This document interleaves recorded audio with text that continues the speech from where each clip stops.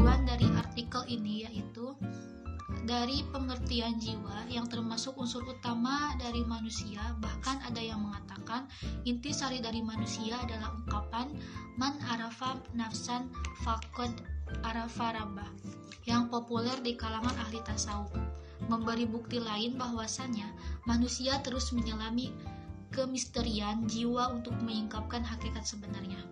Karena dengan ketersingkapan itu akan jika saja para filosof dengan rasionalnya dan para sufi dengan marifatnya atau pengetahuan rasa berusaha menyingkap tentang hakikat jiwa. Bahkan banyak waktunya serta adanya dukungan teks-teks Al-Quran, ini berarti jiwa menjadi sumber pengetahuan yang tidak terbatas, sumber pikiran yang jelas, tetapi hakikatnya belum diketahui dan disingkapkan oleh manusia. Ia masih diliput oleh kerahasiaan dan tetap saja dalam kemisteriannya. Perdebatan dan perbedaan pendapat para ulama dengan sudut pandang yang berbeda semakin memperluas pemahaman tentang jiwa ini. Maka dari itu, dengan adanya artikel ini, semua pemahaman tentang jiwa ini dapat diselesaikan berdasarkan Al-Quran. Teori yang digunakan dalam artikel ini yaitu Plato banyak melakukan penelitian tentang jiwa, bahkan Socrates seluruh pemikirannya untuk mengetahui kemisterian jiwa. Sebagaimana dalam ungkapannya, kenalilah dirimu. Dengan dua kata inilah ia memulainya, dan dengan dua kata ini ia hidup tentang hidup. Tidak mengherankan bila pembahasan menjadi jiwa merupakan agenda yang paling penting dalam filsafat Islam. Untuk metodologi yang dilakukan dalam artikel ini yaitu menggunakan penelitian kualitatif yang bersifat studi pustaka, menggunakan buku-buku dan literatur-literatur lainnya sebagai objek yang utama. Jenis penelitian yang digunakan adalah kualitatif, yaitu penelitian yang menghasilkan informasi berupa catatan dan data deskriptif yang terdapat dalam teks yang diteliti. Dengan penelitian kualitatif, perlu dilakukan analisis deskriptif. Menggunakan metode deskriptif memberikan gambaran dan keterangan yang secara jelas, objektif, sistematis, dan kritis mengenai nilai-nilai pendidikan.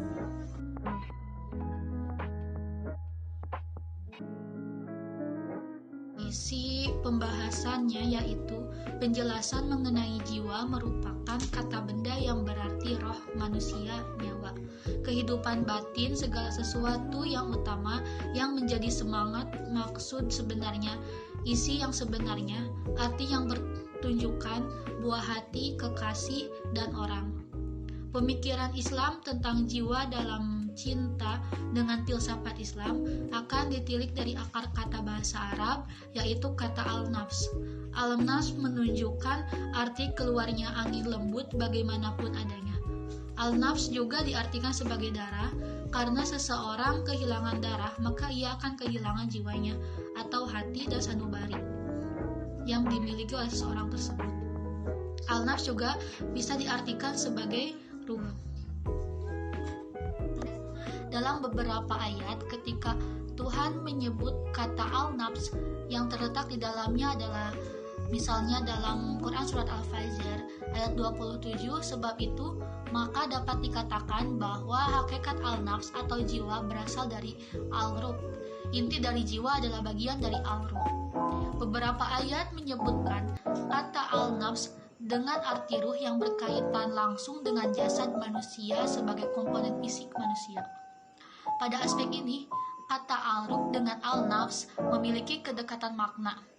Al-nafs berarti bernapas, dan al-ruh yang jika jamakan atau al-arwah adalah penentu hidup atau matinya manusia. Bahasa sehari-hari, jika ia tidak bernapas lagi, maka ruhnya sudah tiada. Sebab itu, pertanyaan apakah ruh dan jiwa sama atau berbeda, penulis lebih cenderung memilih pendapat yang mengatakan bahwa perbedaan ruh dan jiwa adalah perbedaan sifat, bukan zat. Dari penjelasan tadi, maka dapat diambil kesimpulan bahwasannya contohnya. Yang pertama, jiwa adalah sesuatu yang mewujud atau ada. Jiwa dapat menjangkau sebagai sesuatu yang berbentuk fisik, yang melekat pada diri manusia, tampak dan tidak tersembunyi. Tetapi pada waktu lain, ia mengandung sesuatu yang berbentuk non-materi, yang mengalir pada diri fisik manusia sebagai jauhar atau substansi yang berdiri sendiri.